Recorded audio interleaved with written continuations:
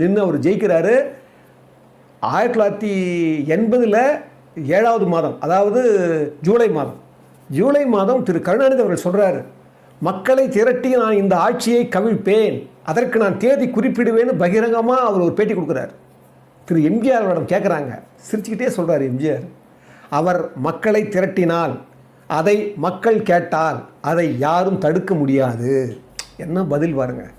ஏன் நான் திருப்பி எம்ஜிஆர் நான் திருப்பி சொல்கிறேன்னா, எம்ஜிஆருடைய சினிமா மட்டும் இல்லை, அவர் வாழ்க்கை மட்டும் இல்லை, அவருடைய அரசியல் மட்டும் இல்லை, அவருடைய நடத்தையே பார்த்தீங்கன்னா அறம் சார்ந்ததாக தான் இருக்கும். என்ன அறம் இருந்ததுன்னு தான் இந்த வார்த்தை வரும் பார், கொஞ்சம் கூட கோவப்படலை.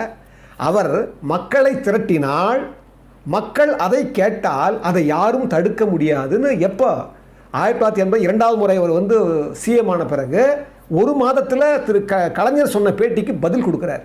அப்போ பாருங்கள் நாம் எந்த அளவுக்கு